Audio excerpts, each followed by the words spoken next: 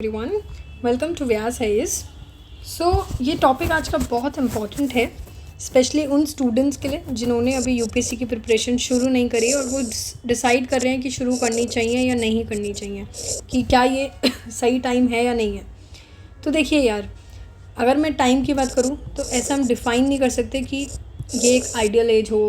मतलब हम ऐसा नहीं कह सकते कि यही एक टाइम है, चलिए अब ये वाली एज हो गई है तो आप स्टार्ट कर दीजिए प्रिपरेशन। ऐसा कुछ नहीं होता है। इट्स लाइक कि आप जितना जल्दी शुरू कर दें उतना अच्छा है। अगर अभी आप यहाँ पे खड़े हैं, फॉर एग्ज़ाम्पल अगर आपकी एज अभी 18 है तो आप 18 में भी शुरू कर सकते हैं। फॉर एग्ज़ाम्पल अगर आप 22 के हैं तो आप 22 में शुरू कर दो। बट इट्स लाइक कि जितना जल्दी आप शुरू करते हैं उतनी ज़्यादा पॉसिबिलिटी होती है क्लियर करने की, उतनी ज़्यादा पॉसिबिलिटी बढ़ जाती है कि आप यूपीएससी का एग्ज़ाम क्लियर कर पाएँ। ठीक है, और हमेशा ये ध्यान रखिएगा, जो भी आपका पहला अटेम्प्ट हो तो पहला अटेम्प्ट सीरियस होना चाहिए, जिसमें आपकी प्रिपरेशन अच्छे से हो रखी हो। ऐसे नहीं कि बस पहला अटेम्प्ट तो दिखाने के लिए दे दिया या यूँ ही देखने के लिए। कोशिश करिए कि फ़र्स्ट अटेम्प्ट जब भी आप दें उसको अच्छे से प्रिपेयर करके ही दें।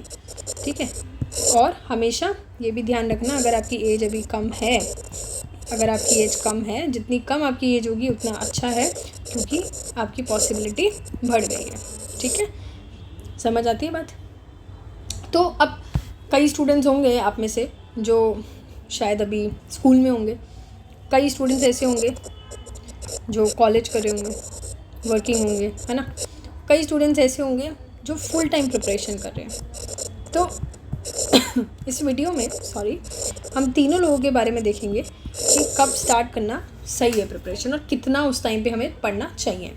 ठीक है, तो इफ़ आई टॉक अबाउट कि यूपीएससी वैसे करने में अगर यार कितना टाइम लग जाता है, तो देखो यार, यूपीएससी अगर आप फुल टाइम कर रहे हैं और कंसिस्टेंटली कर रहे हैं, मतलब पूरे फोकस के साथ अगर आप कर रहे हैं ना, 8 आवर्स मिनिमम दे रहे हैं, तो आप आराम से 1 साल में क्लियर कर सकते हैं, 1 से 1.5 साल मैक्सिमम। वहीं अगर आप इतना टाइम नहीं दे पा रहे हैं, वर्किंग है या कुछ और भी चीज़ों में इन्वॉल्व है, 4 से 5 घंटे दे रहे हैं, तो 2 साल आपको लग जाते हैं कि आप प्रिपरेशन करके फिर अच्छे से अटेम्प्ट दे पाएँ। तो इसी तरीके से रहता है। बाकी तो आपकी देखो सब कुछ डिपेंड करते हैं कि आपका बैकग्राउंड क्या रहा। हो सकता है आपने पहले से ही अपने स्कूल लेवल में अच्छी पढ़ाई कर रखी हो, तो आपको एनसीईआरटी वगैरह इन सब चीज़ों की नॉलेज हो, बेसिक नॉलेज हो। ठीक है, हो सकता है आप करंट अफेयर्स ऑलरेडी पढ़ते हो, तो वो काफ़ी चीज़ों पर डिपेंड करता है। बट यूजुअली इस तरीके से हम कह सकते हैं कि इतना टाइम लग जाता है। ठीक है, अब जैसे कि मान लीजिए कि आप स्कूल में हैं, if you are in a school, ठीक है, तो स्कूल में है तो यार क्या ये मेरे लिए सही एज है प्रिपरेशन स्टार्ट करने के लिए यूपीएससी में? तो आई वुड से, देखिए, ये ऐसा टाइम है जिसमें ऐसा नहीं है कि आपको बहुत ज़्यादा टाइम देना पड़े। You don't need to invest special time for UPSC exam और you can say IAS exam. अगर आप अभी एकदम नए हो, अगर आप एकदम अभी स्कूल में हो, तो you don't have to invest special time in the preparation of IAS exam. ठीक है, ऐसा नहीं कि आप पागलों की तरह 8 घंटे यार मैं तो आईएएस की तैयारी कर रहा हूँ अभी से ही पढ़ने लग जाऊँगा, नहीं, ऐसे ज़रूरत नहीं है। कोशिश बस ये करिएगा कि जब आप स्कूल टाइम पे हैं तो जो भी आपको स्कूल में पढ़ाया जा रहा हो, ठीक है, जो भी स्कूल में पढ़ाया जा रहा हो, आपकी एनसीईआरटीज़ हो गई, उसके अलावा न्यूज़पेपर्स हो गए, इन चीज़ों का ध्यान रखिएगा, यानी कि इन चीज़ों को पढ़ना स्टार्ट कर दीजिएगा। फॉर एग्जाम्पल अगर आपके स्कूल में एनसीईआरटीज़ चल रही है तो आप एनसीईआरटीज़ को अच्छे से पढ़िए, स्कूल टाइम पे इतने अच्छे से पढ़ लीजिए कि जब आप स्कूल के बाद आएँ ग्रेजुएशन वाले फेज़ में, तो आप एटलीस्ट एनसीईआरटीज़ से ना बल्कि कन्वेंशन बुक से स्टार्ट करें। जो भी एक्स्ट्रा बुक्स हमारी एडवांस बुक्स होती हैं वहाँ से आप स्टार्ट कर सकें। तो इस तरीके से आपको स्कूल के टाइम पे ये ध्यान रखना है कि आप एनसीईआरटीज़ पे अच्छे से ध्यान रखें, अच्छे से पकड़ रखें, और कोशिश करिएगा कि उनको न्यूज़पेपर्स के साथ रिलेट करें, यानी कि डेली न्यूज़पेपर्स पढ़िए, और कोई टॉपिक आपको ऐसा लग रहा है जो आपने पढ़ा हुआ है तो उसको उससे रिलेट करने की कोशिश करिए रियल लाइफ से। ठीक है, क्योंकि देखिए यार, न्यूज़पेपर पढ़ना बहुत इंपॉर्टेंट है। आप में से कई लोग होंगे जो सोचेंगे न्यूज़पेपर कौन पढ़ेगा, नहीं ये तो बाद में ही पढ़ेंगे, हिंदू पढ़ने लग जाते हैं। कोई भी न्यूज़पेपर हो, न्यूज़पेपर पढ़ना स्टार्ट करिए। Even if you are just reading the newspaper, it's a very good thing. एक बहुत ही वंडरफुल हैबिट होगी कि आप स्टार्टिंग से ही न्यूज़पेपर पढ़ रहे हैं।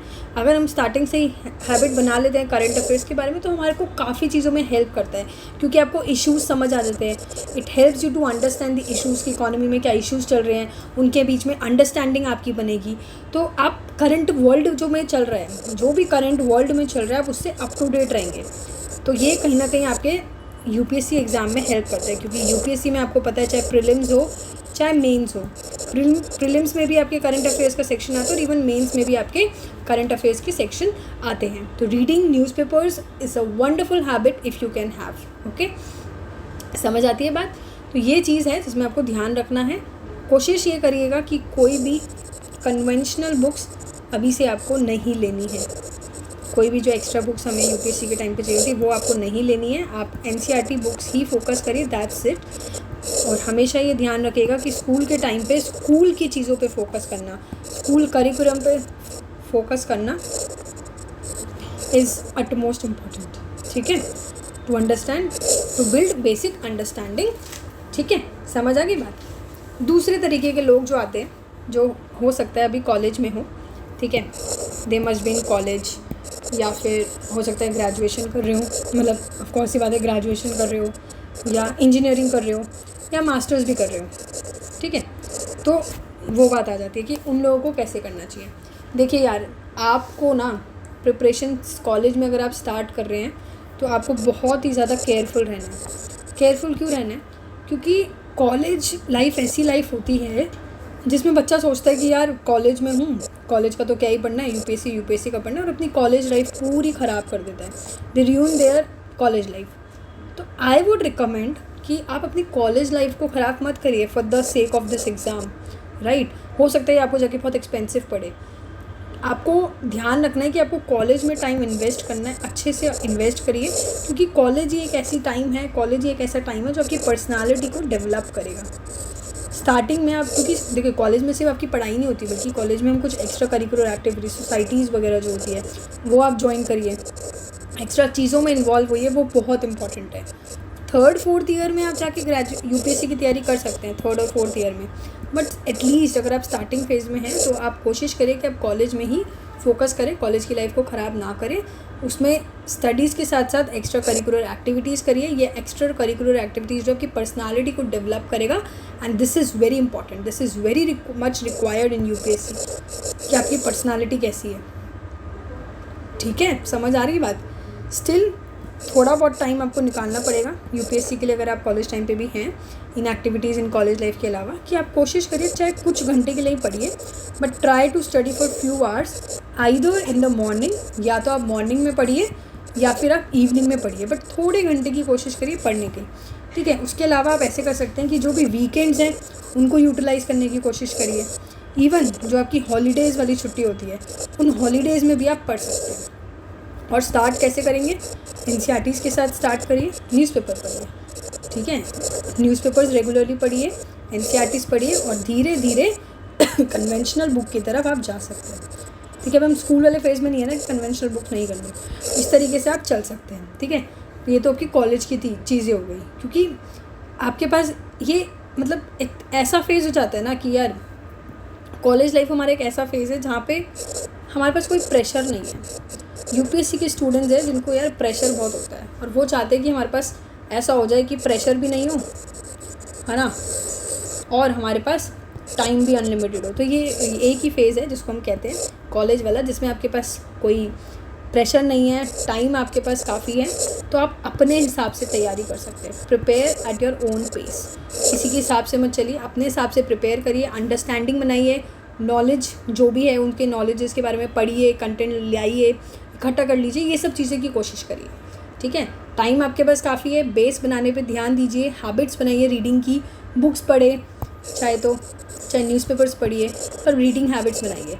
इवन जो जनरल इश्यूज़ मार्केट में, मतलब जो इकोनॉमी में चल रहे हैं, जनरल इश्यूज़ वगैरह, उनके बारे में एसेज वगैरह भी लिख सकते हैं, कुछ लिख भी सकते हैं, ओपिनियन बना सकते हैं। तो writing is also important. Even अगर आप लिखते हैं कभी कभी कोई जनरल स्पेसिफिक टॉपिक पे, एसेज पे, तो ये आपको एक बहुत हेल्प करता है यूपीएससी के टाइम पे, मेंस में। ठीक है, तो ये कोशिश करिए। ऑनलाइन रिसोर्सेज जो मार्केट में चल रहे हैं उसको इकट्ठा करने की कोशिश कर लीजिए कि अभी से इकट्ठा कर लो कि क्या बेस्ट है, कौन से रिसोर्सेज है, क्योंकि आजकल आप देखोगे ना टेलीग्राम वगैरह और भी बहुत प्लेटफॉर्म्स है वहाँ पे फ्री में कोचिंग के मटेरियल है। तो कोशिश करिए आप ऑनलाइन रिसोर्सेज इकट्ठे करिए और अपने ही स्पेस से पढ़िए। ऐसा नहीं कि आप भागते रहें। ऐसा बोलते हैं ना कि एक बैड एस्पिरेंट तो वो होता है जो IAS ऑफिसर तो बनना चाहता है बट कॉलेज में कुछ भी नहीं पढ़ रहा, पढ़ ही नहीं रहा है कुछ, और बल्कि गुड एस्पिरेंट वो होता है जो IAS ऑफिसर भी बनना चाहते हैं, कॉलेज में बेसिक प्रिपरेशन भी शुरू कर रहा है, ठीक है। एंड अ स्मार्ट एस्पिरेंट सिर्फ प्रिपरेशन नहीं बल्कि टाइम भी मैनेज कर लेता है कि कॉलेज का टाइम, कॉलेज की चीज़ें और UPSC की चीज़ें कैसे मैनेज करनी है। तो you need to be a smart aspirant rather than being a bad aspirant, ठीक है। समझ आई बात। नेक्स्ट चीज़ हमारे पास आती है कि इफ़ यू आर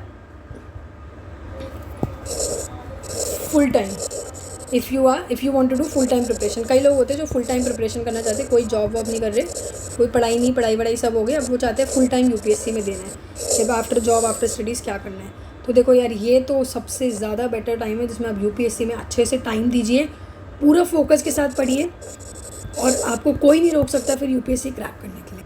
क्योंकि बेसिकली अगर आप इस फेज़ में हैं जिसमें आपने जॉब वगैरह कर लिया, आप सब कर लिया, अब आप पूरा टाइम देना चाहते हैं UPSC को, तो आप आराम से दिन के 12 से 15 घंटे भी दे सकते हैं अगर आप सीरियस हो। इवन कई बच्चे 8 से 10 घंटे भी देते हैं तो इनफ होता है, ठीक है। और अगर आप उन फैमिलीज़ में से आते हो जिसको फाइनेंशियल कंस्ट्रेंट नहीं है, कोई भी फाइनेंशियल प्रॉब्लम नहीं है, then you are very lucky, क्योंकि बहुत ज़्यादा पैसा भी खर्च होता है मार्केट में जिस हिसाब से रिसोर्सेज मिल रहे हैं, बच्चे काफ़ी पैसा खर्च कर देते हैं। अगर आपके फैमिली में प्रॉब्लम नहीं है फाइनेंशियल, तो आप काफ़ी लकी हैं क्योंकि आपके पास उस चीज़ का कंस्ट्रेंट नहीं है और आप अपने हिसाब से जो आपको चाहिए, जिस मटेरियल की कमी हो रही है, जिस चीज़ की कमी हो रही है, वो आप कर सकते हैं। तो दिस फाइनेंशियल कंस्ट्रेंट अगर आप पे नहीं है तो it's a motivation for you, it's a motivator, it should act as a motivator, क्योंकि आधे से ज़्यादा स्टूडेंट्स ऐसे होते हैं जिनकी पढ़ाई इस कारण से रुक जाती है, ठीक है। तो अगर आप ऐसे फेज़ में हो तो आपको कोशिश करना है बस डेडिकेशन, और कोशिश करिए कि आप फुल्ली मोटिवेटेड रहें, साथ में है सही गाइडेंस आपको मिलते रहे, सही मेंटर आपके साथ हो। मेंटर का होना बहुत ज़रूरी है यार UPSC के फेज़ में, क्योंकि हमें नहीं पता हम कब भटक जाए, कब हम इधर से उधर चले जाएं, तो एक मेंटर का होना बहुत ज़रूरी है। सही गाइडेंस का होना, एक आपके पास एक टारगेट होना चाहिए, मैक्रो माइक्रो दोनों तरीके की, जिससे कि आपको पता हो कि आप कहाँ चल रहे हो, कहाँ नहीं चल रहे। इवन अगर आप नहीं बना पा रहे हो, आपको प्रॉब्लम हो रही है प्लान्स वगैरह बनाने में, या मेंटर की कमी आपको महसूस हो रही है, तो आप व्यास एज के थ्रू भी कांटेक्ट कर सकते हैं। हमारे मेंटर्स आपको इन चीज़ में काफ़ी हेल्प करेंगे, आपका टारगेट बनवाने में भी, और इवन आपके कोई भी डाउट्स वगैरह होते हैं तो उनको सॉल्व करने में भी। इस नंबर पे आप कॉल या मैसेज कर सकते हैं for the guidance. So this is about it. I will not extend this video, क्योंकि इसमें बात ये है कि कोई राइट एज नहीं होती, राइट एज अभी है और आज ही है। अभी से शुरू करिए प्रिपरेशन, ज़्यादा ना सोचिए। So will see you in the next video. Thank you so much.